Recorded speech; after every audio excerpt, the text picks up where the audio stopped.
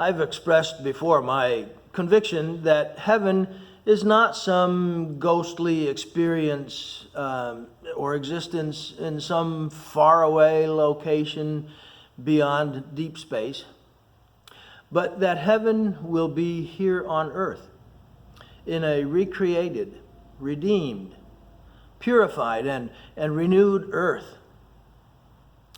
We saw yesterday that the New Jerusalem comes down out of heaven to earth. Here's a further description of that city, reading in Revelation 21, picking it up at verse 24. The nations will walk by its light, and the kings of the earth will bring their glory into it. In the daytime, for there will be no night there, its gates will never be closed, and they will bring the glory and the honor of the nations into it. And nothing unclean, and no one who practices abomination and lying shall ever come into it, but only those whose names are written in the Lamb's book of life. There are kings, and there are nations. Isaiah speaks of building houses and planting vineyards, wolves and lambs and lions grazing together. But wait, Peter says that the day of the Lord will come like a thief, in which the heavens will pass away with a roar, and the elements will be destroyed with intense heat, and the earth and its works will be burned up. Since all these things are to be destroyed in this way, what sort of people ought you to be in holy conduct and godliness, looking for and hastening the coming of the day of God, because of which the heavens will be destroyed by burning, and the elements will melt with intense heat?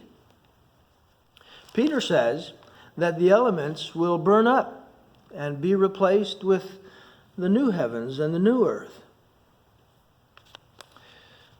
Well, when Peter speaks about elements, he's not speaking about the elements in the periodic chart, which you learned about in your high school chemistry class.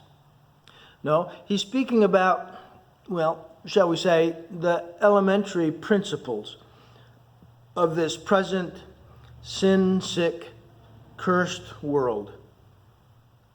He says the earth and its works will be destroyed. That is, all those things that would separate us from our God. All those things that would keep us from being His people and He being our God. Those are the things that will be burned up and destroyed.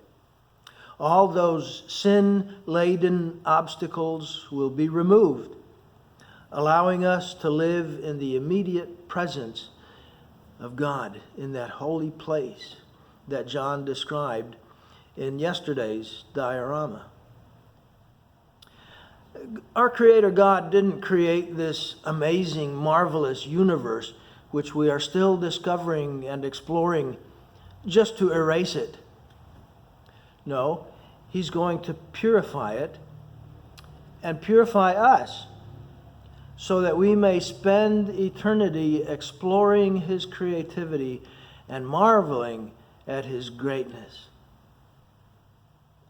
According to His promise, we are looking for new heavens and the new earth in which righteousness dwells.